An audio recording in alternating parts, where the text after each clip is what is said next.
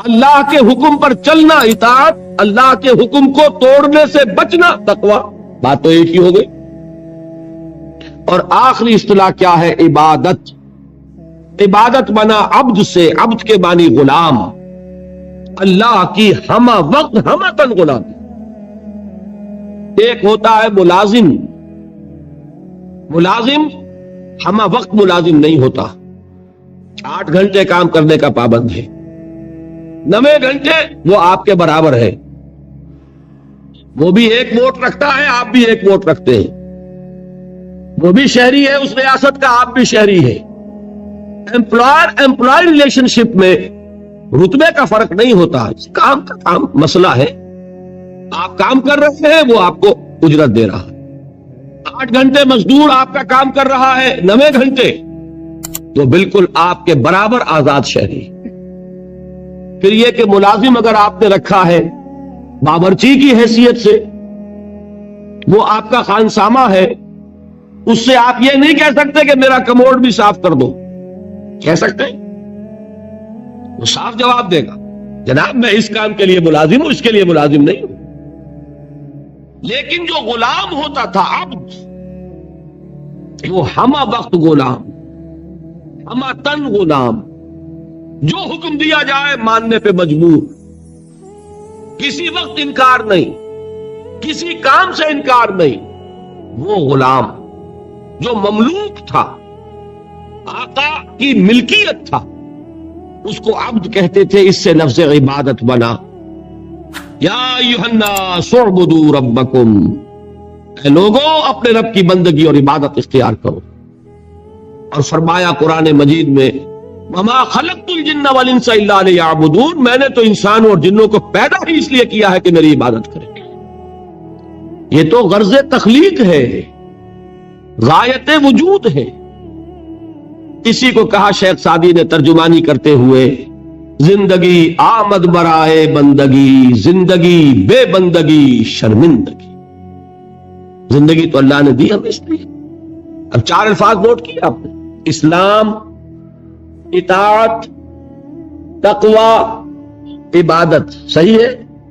ان میں 19-20 کا فرق ہے۔ اسلام کے معنی to surrender, to submit, to give up resistance, مخالفت چھوڑ دینا، ہتھیار رکھ دینا، گردن نہادن، سپردن، اپنے آپ کو حوالے کر دینا، یہ سب کیا ہے؟ اسلام۔ اطاعت اللہ کی اور اس کے رسول کی دلی آمادگی سے اس کا کہنا ماننا۔ تقوی اللہ کے کسی حکم کو نہ توڑنا، بچنا اس سے کہ اللہ کے کسی حکم کی خلاف ورزی ہو جائے۔ اور عبادت ہمہ تن، ہمہ وجوہ، ہمہ وقت اللہ کا بندہ بن جانا، یہ ہے پہلی چھت۔ اس میں ایک نوٹ ہے آف کوشن۔ ہمارا جو باتیں میں نے اب تک کہی ہیں، اس میں کوئی چیز نئی نہیں ہے، آپ سب جانتے ہیں، ایک بچہ جانتا ہے۔ لیکن ایک بات ہمارے ذہنوں سے نکل گئی اور اس نے سارا فطور پیدا کر دیا، وہ یہ کہ ہم یہ بھول گئے کہ یہ بندگی، یہ اسلام، یہ عبادت، یہ اطاعت جزوی نہیں ہو سکتی، کلی ہوگی۔ یہ نہیں کہ اللہ کے کچھ احکام قبول اور کچھ رد، کچھ سر پر، سر آنکھوں پر اور کچھ پاؤں تلے۔ یہ اگر ہوگا تو اس کے معنی کیا ہے؟ یہ تمسخر ہے، استہزاء ہے، ڈھٹائی ہے، مذاق اڑانا ہے اللہ کے دین کا۔ اور کل میں تجزیہ کر کے بتا چکا ہوں کہ اس میں جو چیز مانی جا رہی ہے وہ بھی اللہ کے حکم کی وجہ سے نہیں، اپنے نفس کی پسند کی وجہ سے۔ جو مانی جا رہی ہے وہ بھی اللہ کی اطاعت نہیں، نفس کی اطاعت۔ اور میں وہ آیت سنا چکا، افتؤمنون ببعض الکتاب وتکفرون ببعض، کیا تم ہماری کتاب اور شریعت کے ایک حصے کو مانتے اور ایک کو نہیں مانتے؟ سود کس نے حرام کیا؟ اللہ نے۔ سور کس نے حرام کیا؟ اللہ نے۔ شراب کس نے حرام کی؟ اللہ نے۔ بڑا دیندار بنا پھرتا ہے، شراب تو نہیں پیتا، سور نہیں کھاتا، سود کھاتا ہے۔ بتائیے کوئی منطقی اس کے لیے دلیل؟ اگر تو اللہ کی حرمت کی وجہ سے ہے تو میں دعوے سے کہتا ہوں کہ خنزیر کی حرمت اور شراب کی حرمت سود کی حرمت کے 100ویں حصے کے برابر بھی نہیں. حدیث سنا چکا ہوں آپ کو. الربا 70 جزءا، سود کے گناہ کے 70 حصے ہیں. ایسروہا، اس میں سب سے ہلکا حصہ اس کے مساوی ہے ان ينكح الرجل امہ، کہ کوئی شخص اپنی ماں سے زنا کرے. اب آپ کیلکولیشن لگا لیجیے، کیا سور کے کھانے پر اللہ کی طرف سے اعلان جنگ آیا ہے؟ کیا شراب کے پینے پر اللہ کی طرف سے اعلان جنگ آیا ہے؟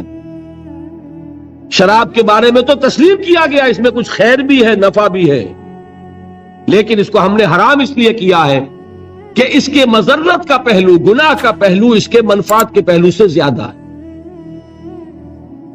یسألونک عن الخمر والمیسر قل فیہما اسم کبیر ومنافع للناس واسمہما اکبر من نفعہما، یہ فرمایا نا. لیکن حرام اور سود پر کہا کہ اگر باز نہیں آتے فَأَذَنُوا بِحَرْبٍ مِّنَ اللَّهِ وَرَسُولِهِ، تو کان کھول کر سن لو اللہ اور اس کے رسول کی طرف سے اعلان جنگ. یہ بات اچھی طرح سمجھنے کی. یہ بندگی پارشل نہیں ہو سکتی، کمپلیٹ ہوگی. اسلام میں آنا ہے تو پورے کے پورے میں آنا ہوگا، ادھورے میں نہیں آئے. ادھورے میں آتے ہو تو جاؤ، دفع ہو جاؤ، ہمارے ہاں قبول نہیں.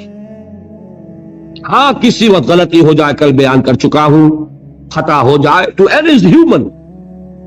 حضور نے فرمایا کل بنی آدم خطاؤون وخیر الخطائین التوابون، تمام انسان خطا کار ہیں، خطا کاروں میں بہترین وہ ہے جو توبہ کر. لیکن توبہ کی بھی قرآن مجید میں شرح کر دی. ایک توبہ وہ ہوتی ہے ساری عمر حرام خوری کرتے رہو اور موت کے وقت آگے ہاتھ جوڑ دو، وہ توبہ قبول نہیں ہوگی. ایک توبہ وہ ہے کہ خطا ہو گئی فوراً رجوع کیا، اے اللہ مجھ سے غلطی ہوئی، پروردگار معاف فرما، کرتا ہوں کہ آئندہ نہیں کروں گا. اس کو اللہ نے فرمایا اس توبہ کا قبول کرنا ہم پر واجب ہے.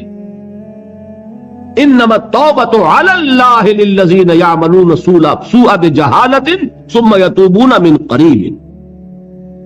بہرحال پہلے درجے میں یہ جان لیجئے صرف اللہ کا بندہ بن جانا، ہمتن بن جانا آسان نہیں ہے. یہی وجہ ہے علامہ اقبال نے خوبصورت اشعار کہے ہیں، چمی گویم مسلمانم بے لرزم کہ دانم مشکلات لا الہ را. میں جب یہ کہتا ہوں کہ میں مسلمان ہوں تو مجھ پر کپ کپی طاری ہوتی ہے کہ مجھے معلوم ہے کہ لا الہ الا اللہ کہہ دینا بہت آسان ہے، اس پر پورا اترنا بہت مشکل. یہ شہادت گاہ الفت میں قدم رکھنا ہے اور لوگ آسان سمجھتے ہیں مسلمان ہونا. یہ اشعار تو یاد ہوں گے. دیکھیے یہ پہلی منزل بنی ابھی، اور پہلی منزل ہی اتنی کٹھن ہے. البتہ اس کی کٹھنائی کو اللہ نے آسان کیا. 4 ایسے عمل ہمیں عطا فرما دیے کہ اگر ان کی پابندی کریں گے تو آسان ہو جائے گا اللہ کی بندگی کرنا. نماز اس لیے تاکہ یاد رہے کہ ہم نے اللہ سے یہ عہد کیا ہے. 5 مرتبہ اپنے کاموں سے نکلو، کہیں غفلت طاری نہ ہو جائے. آؤ اپنے عہد کو تازہ کرو. ایاک نعبد و ایاک نستعین، پروردگار میں عہد کرتا ہوں، تیری ہی بندگی کرتا ہوں اور کروں گا، اور تجھ ہی سے مدد چاہتا ہوں اور چاہوں. حفیظ جالندری کا ایک بڑا پیارا شعر ہے، سجدے میں گر کر آدمی کیا کرتا ہے. بڑا پیارا شعر ہے. سرکشی نے کر دیے دھندلے نقوش بندگی، آؤ سجدے میں گریں لوح جبیں تازہ کریں. ہمارے تو ماتھے پہ لکھا ہونا چاہیے کہ یہ بندہ ہے، اللہ کا بندہ. سرکشی جو ہے اس کی وجہ سے یہ نقش کچھ مدھم ہو گئے ہیں. سجدے میں گرو اور تازہ کرو تاکہ وہ نقش بندگی جو ہے پھر اجاگر ہو جائے. سرکشی نے کر دیے دھندلے نقوش بندگی، آؤ سجدے میں گرے لوح جبیں تازہ کرے. نماز کیا ہے؟ بندگی کے اقرار کو تازہ کرے. پھر اس عبادت میں آڑے آتے ہیں انسان کے نفسانی خواہشات. اس نفسانی خواہشات کا مقابلہ کرنے کے لیے کیا دیا؟ روزہ۔ حضور نے فرمایا الصوم جنۃ، روزہ ڈھال ہے۔ نفس کا حملہ کس پر روکو گے؟ روزے کی ڈھال پر۔ پیٹ کھانے کو مانگتا ہے لیکن اپنے اندر ضبط پیدا کرو۔ 1 مہینے تک صبح سے شام تک شدید بھوک کے باوجود نہیں کھا رہے، حلال چیزیں نہیں کھا رہے، بہترین پھل موجود ہے فریج کے اندر، حلق میں کانٹے پڑ رہے اور فریج کے اندر روح افزا کی بوتل موجود، نہیں پی رہے، کیوں؟ کہ اللہ کا حکم نہیں۔ اگر اس کی عادت ہو جائے گی تو بقیہ 11 مہینے حرام سے تو بچو گے کہ نہیں؟ یہ مشق ہے، یہ بندگی کی مشق کرائی جا رہی۔ پریڈ کرتا ہے ایک فوجی کس لیے؟ جس وقت پریڈ کر رہا ہے اس وقت جنگ تو نہیں ہو رہی نا، لیکن مشق کرے گا تو چاق و چوبند رہے گا کہ جب جنگ ہوگی تب بھی یہ چاق و چوبند رہے اور ایک کوشن پر موو کرے، ایک کمانڈ کے اوپر آگے ٹوٹ پڑے۔ اس کی عادت کرنی پڑتی ہے۔ تو نفس کے حملوں کو روکنے کی عادت پیدا ہوئی کس سے؟ روزے سے۔ اللہ کی بندگی میں ایک بہت بڑی رکاوٹ ہے مال کی محبت۔ مال محبوب ہے، یہ تو میں آپ کو اقسام شرک میں بتاؤں گا۔ زر پرستی بھی شرک ہے جسے کوئی نہیں جانتا، قبر پرستی کو تو جانتے ہیں شرک ہے اور ہے، زر پرستی بھی شرک ہے یہ کسی کو پتا نہیں، اور نفس پرستی بھی شرک ہے یہ کسی کو پتا نہیں۔ یہ تو وہ موضوع آئے گا اب انشاءاللہ، لیکن ذہن میں رکھیے سب سے بڑی دل کے اندر جو نجاست ہے وہ حب مال کی ہے، مال کی محبت۔ اس کو کھرچنے کے لیے کیا چیز عطا فرمائی؟ زکات۔ مال نکالو، اور یہ ساری برکات جمع کرنی کس میں؟ حج میں۔ نماز کی برکت بھی ہے، اس میں طواف ہو رہا ہے، شاعر الہی ہے، اور پھر اس میں مال بھی خرچ ہو رہا ہے، وہ زکات کی برکت آ گئی۔ احرام کی پابندیوں میں روزے سے مشابہت ہے، روزے میں تعلق زن و شو نہیں ہے نا، اور احرام میں نہیں ہے۔ تمام برکات کو جمع کیا ہے حج میں۔ یہ عبادات کس لیے دی گئی؟ یہ ٹریننگ کورس ہے ایک بندہ مسلم کا، بندہ مومن کا، کہ اسے اللہ کی ہمہ بندگی کی عادت پیدا ہو، صلاحیت پیدا ہو جائے، وہ واقعتاً اللہ کے احکام پر چلنے کے قابل ہو جائے، اس میں تقوی پیدا ہو جائے۔ یا ایھا الذین آمنوا کتب علیکم الصیام کما کتب علی الذین من قبلکم لعلکم تتقون۔ اہل ایمان، تم پر روزے فرض کیے گئے جیسے کہ تم سے پہلی امتوں پہ فرض کیے گئے تھے، تاکہ تمہارے اندر تقوی پیدا ہو۔ تو یہ جان لیجئے یہ 4 ستون اور یہ چھت۔ ایک بات میں ذرا عرض کر دوں، برا نہ مانیے، اگر کسی جگہ 4 ستون کھڑے ہو اور اوپر چھت ہونا تو آپ کیا کہیں گے؟ پاگل پن ہے، یہ ستون کاہے کے لیے کھڑے کی؟ ستون بامانی تبھی ہے جب چھت سپورٹ کر رہا ہو، ورنہ وہ یادگار تو ہو سکتی ہے کوئی، باقی اس کی کوئی افادیت نہیں۔ بالکل یہی حال ہے ان لوگوں کا جنہوں نے صرف نماز، روزہ، حج، زکات کو پکڑا ہوا ہے اور اللہ کے حلال و حرام سے آزاد۔ وہ پوری بندگی ان کے سامنے ہی نہیں، پوری زندگی میں اللہ کی غلامی یہ پیش نظر ہی نہیں۔ نماز، روزہ، حج، زکات یہ کر لیا اور دین کے تقاضے گویا کہ پورے ہو گئے، جو بھی ہم سے دین کا مطالبہ تھا ہم نے ادا کر دیا۔ اس کی مثال یہی ہے کہ 4 ستون ہے، چھت نہیں۔ اس کا وائسی ورثہ بھی ہے، چھت ہو ہی نہیں سکتی جب تک ستون نہ ہو، لہذا وہ اللہ کی بندگی ہمتن نہیں ہو سکے گی اگر یہ ستون ہی تم نے قائم نہیں کی۔ کوئی شخص بنا پھرتا ہو اللہ کا بڑا ہی عاشق اور رسول کا بہت ہی محبت کرنے والا اور نماز پڑھتا نہ ہو تو ہے فریبی کہ نہیں؟ دھوکے باز ہے کہ نہیں؟ یہ چھت کا دعویٰ کر رہا ہے بغیر ستون کے، اور وہ ستون لیے بیٹھا ہے بغیر چھت کے۔ دونوں شکلیں یکساں غلط۔ یہ تو در حقیقت عمارت کا تصور ہی تب بنے گا ستون ہو، نماز ہو، روزہ ہو، جسے اس حدیث میں حضور نے فرمایا عمود ہے، یہ فلا ادلک یا معاذ براس ھذا الامر وعمودہ وذروۃ السنام منہ، یہ عمود ہے، یہ ستون ہے، یہ ارکان ہے، رکن کہتے ہی ستون کو ہے۔ ان ستونوں پر پہلی چھت آئی، وہ پہلی چھت کاہے کی ہے؟ اسلام کی، عبادت کی، تقوی کی، اطاعت کی، جو ہمتن ہوگی، جو ہمہ وقت ہوگی، ہمہ وجوہ ہوگی۔ یہاں تک تو بات کل بھی کچھ آ گئی تھی، اب اگلے پر آئیے۔ دوسری چھت کون سی ہے؟ وہ ہے دعوت، تبلیغ، امر بالمعروف نہی عن المنکر، تواصی بالحق، شہادت حق۔ اس کے لیے بے شمار اصطلاحات ہیں۔ قرآن مجید چونکہ آپ کو میں پہلے دن بتا چکا ہوں، عربی فصاحت، بلاغت، ادبیت کی معراج ہے، اور ادبیت کا ایک تقاضا یہ بھی ہوتا ہے کہ الفاظ بدل بدل کر لائے جائیں، ورنہ منوٹنی پیدا ہو جاتی ہے، جی اگتاتا ہے۔ میر کا ایک مصرع ہے کہ ایک پھول کا مضمون ہو تو 100 رنگ سے باندھوں، دعویٰ کر رہے ہیں ایک پھول کا مضمون ہو تو 100 رنگ سے باندھوں۔ یہ اپنی فصاحت اور بلاغت اور طلاقت لسانی کا اظہار کر رہے ہیں۔ قرآن مجید کے اندر بھی آپ کو یہ حسن ملے گا بتمام و کمال، ایک ہی بات کے لیے کئی اصطلاحات۔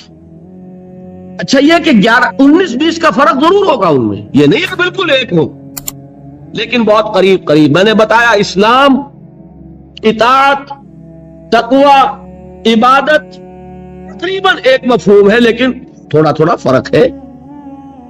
اسی طریقے سے دوسری چھت جو ہے عمل صالح کی دوسری منزل، اس کے لیے الفاظ کیا ہے؟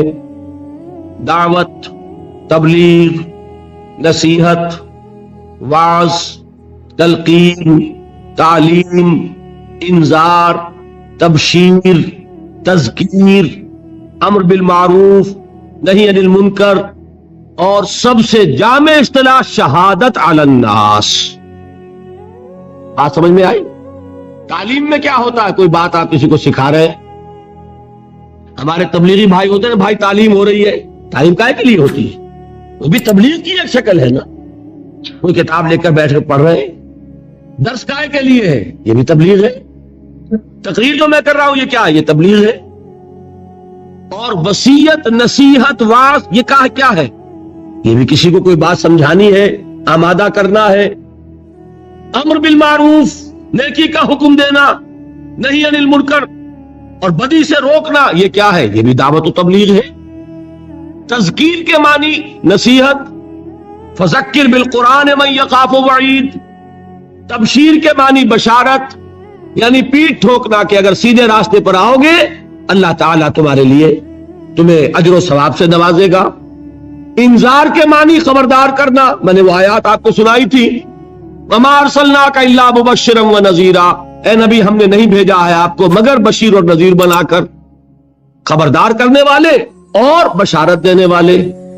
اور اس کی جامع ترین اصطلاح ہے شہادت علی الناس، لوگوں پر حجت قائم کر دیں۔ حجت کس لیے قائم کرنا؟ اس بات کو ذرا آپ اچھی طرح سمجھیے۔ یہ در حقیقت فریضہ ہے رسالت کا۔ اللہ تعالیٰ رسول کیوں بھیجتا رہا؟ میں نے کل بھی الفاظ کہے تھے، یہاں نہیں دبئی میں، اس وقت پھر دوہرا رہا ہوں، معاذ اللہ بات سمجھانے کے لیے، یہ کوئی اللہ کا مشغلہ تھا؟ کیا ہابی تھی؟ ایک بہت اہم مسئلہ ہے، رسول کیوں بھیجے جاتے تھے، پھر یہ سلسلہ کیوں ختم ہو گیا؟ اور اگر رسالت کسی مقصد کے لیے تھی تو آیا وہ مقصد ختم ہو گیا؟ اور اگر وہ مقصد ختم نہیں ہوا تو رسالت ختم ہو گئی، اب وہ مقصد کیسے پورا ہوگا؟ 4 سوال ہو گئے، چاروں کا جواب ہوگا تو بات کھلے گی۔ رسول کس لیے بھیجے جاتے تھے؟ دعوت، انذار، تبشیر، کس لیے؟ دیکھیے سورہ نساء کی آیت ہے، اللہ تعالیٰ توفیق دے آپ کو، 6واں پارہ شروع ہوتا ہے، وہاں یہ مقام ملے گا۔ بہت سے رسولوں کا اللہ نے وہاں نام لیا ہے، بعض مقامات قرآن مجید کے ہیں جہاں انبیاء اور رسولوں کے ناموں کے گلدستے ہیں۔ 16 नाम, 17 नाम, 20 नाम मिल जाएंगे आपको, 28 नाम। एक गुलदस्ता है सूरह निसा में 6 पारे के शुरू, तमाम रसूलों का नाम लेकर अब फरमाया रसूलम मुबश्शिरीन व मुनज़िरीन ले अल्लाह यकूना लिन्नासि अलल्लाहि हुज्जतुन बादर रसूल व कान अल्लाहु अज़ीज़न हकीमा। हमने अपने रसूलों को भेजा मुबश्शिर और नजीर बनाकर, ताकि रसूलों के आने के बाद लोगों के पास अल्लाह के मुकाबले में कोई हुज्जत बाकी न रह जाए। क्या मानी इसके? अल्लाह पूछेगा तुम शराब क्यों पीते रहे? अल्लाह तूने हमें बताया नहीं कि हराम है, दलील हो जाएगी कि नहीं? हमें बताया ही नहीं कि हराम है। जब तक कुरान में आयत नहीं उतरी कि आखिरी आयत के हराम है, सहाबा पीते रहे कि नहीं? फर्ज कीजिए कि जब आयत उतरती, फर्ज कीजिए कि हुजूर किसी मसलहत की वजह से कि ये मुश्किल काम है, ये हुक्म नहीं मान सकेंगे मेरे साथी, और मैंने अगर ये हुक्म दिया तो भीड़ छड़ जाएगी, देखना